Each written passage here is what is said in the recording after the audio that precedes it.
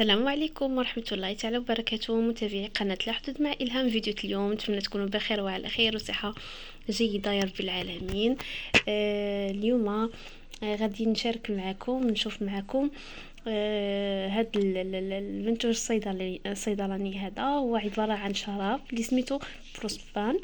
غادي نشوف معكم واش فعلا فعال ومفيد وكيفاش كيخدموا المكونات ديالو.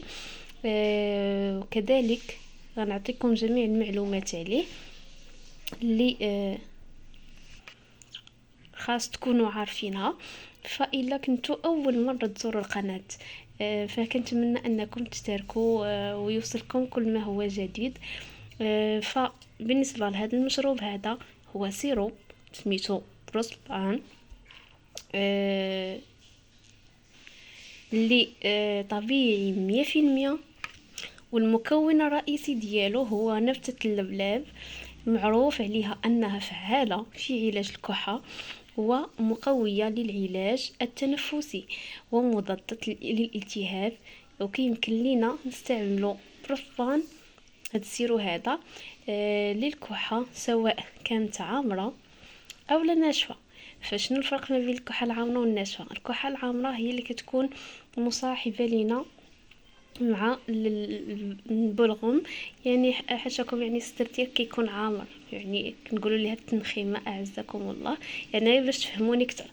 فكيف ما قلت لكم لان البروسبان كيزول لنا الكحه وكيساعد على طرد البلغم اللي لاصق لينا في الصدر، كيرطب لينا الجهاز التنفسي وكيخلينا نتنفسوا مزيان، وفي نفس الوقت كيخدم كمضاد طبيعي للالتهاب. فهو مناسب للكبار والصغار وحتى للرضع ابتداء من 6 أشهر. وصراحة هذا يعني أنا راه ديجا يعني فهذا بالنسبة فهو للصغار. أنا كنت مجربة البروسبان ديال الكبار وكنت مجربه أنا شخصيا، صراحة زوين بزاف. واول سيرو اللي غادا نلقى عليه راحتي. علاش؟ اول حاجه طبيعي 100%، تاني حاجه يعني خفيف، يعني المركبات ديالو خفيفه وسون سكر، يعني ما فيش السكر، ما فيش سكر نهائيا. انا داكشي علاش عجبني، لانني كنت يعني قبل يعني كناخذ سيروات اللي كيكونوا حلوين وما كنتحملش ديك الحلاوه بزاف، فهذا لقيت عليه راحتي الصراحه. كما قلت لكم فهو كيستعملوه حتى الرضع ابتداء من 6 اشهر. فبالنسبه للكبار يعني الناس الكبار والاطفال يعني فوق 10 سنين، فهو كيتخاد 3 المرات في اليوم. كتاخدي ملعقه كبيره مده ديال 3 المرات في اليوم. بالنسبه للاطفال من 6 ل 9 سنين فكتاخدي 2 معالق صغار مدة ديال 3 مرات في اليوم. بالنسبة للأطفال من سنة إلى 5 سنين فكتاخدي ملعقة صغيرة مدة ديال 3 مرات في اليوم.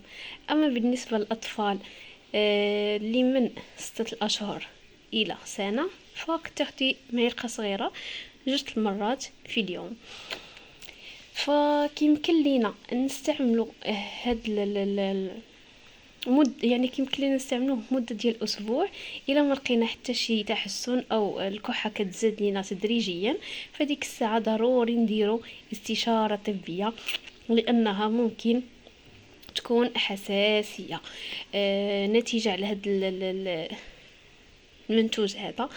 فمن المميزات اللي فيه كيف ما قلت لكم انه طبيعي 100%، ما فيهش مكونات كيماويه، فكيبقى امن للناس اللي عندهم امراض مزمنه وحتى الوليدات الصغار. واهم حاجه انه خالي من السكر، نقدروا نعطيوه حتى المرضى ديال السكر حتى هما يقدروا انه يستعملوه، لانه خالي من شي حاجه سميتها السكر وما فيش الكحول.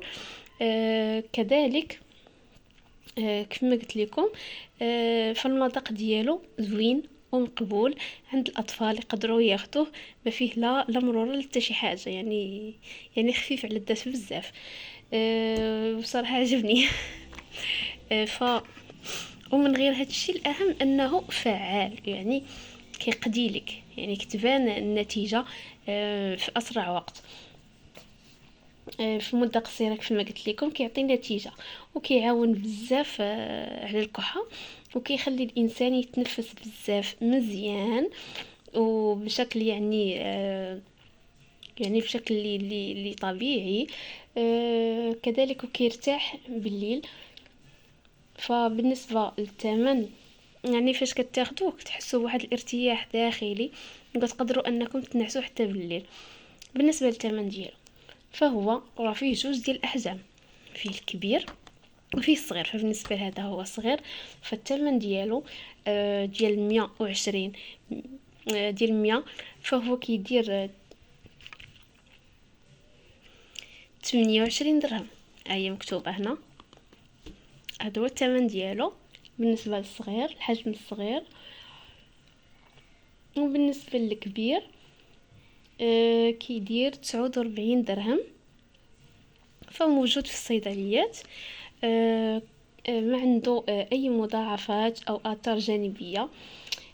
فبالنسبه لموانع الاستعمال ديال هاد سيروب بروسبان، فهي كالتالي: فهو ممنوع على النساء الحوامل وعلى النساء المرضعات اللي عندهم الوليدات قل من 6 أشهر. فبالنسبة للحوامل فهو يعني علاش يعني مخصهمش يستعملوه او ياخدوه، لانه طبيعي ان المراه ملي كتكون حامل فهو ممنوع عليها انها تاخد شي حاجه من الاعشاب كيف ما كانت في فتره الحمل ديالها. اما بالنسبه للمرضعه، فهاد النسبة يعني بكل بساطة كيحتوي لنا على هاد العشبة اللي ذكرنا. وهاد العشبة كدوز في الحليب للرضيع، يعني الرضيع كيستافد من اولا كياكلها في الحليب ديال الام. فمن الاحسن يعني اتفادوه بمره. وكاينين شي سيروات يعني اللي مرخصين للحوامل والمرضعات انهم ياخذوهم في فتره ديال في هذه الفتره هذه. ما عليكم الا تستشيروا الطبيب انه يخصص لكم العلاج ديالكم المناسب. فهاد البروسبان هذا صراحه كتلقى عليه راحتك، وكيعالج لينا مشكل ديال السعال الحاد عند الرضع وعند النساء والرجال، وعند كذلك الأطفال الكبار. وكذلك كيطرد لك البلغم اللي كيكون لاصق في الصدر، وكيرطب لنا الجهاز التنفسي، وكيخلينا نتنفسوا مزيان وبارتياح. فكان هذا هو الفيديو ديال اليوم. نتمنى انه ينال اعجابكم، نتمنى انكم تكونوا استفدتوا معايا ولو بالقليل.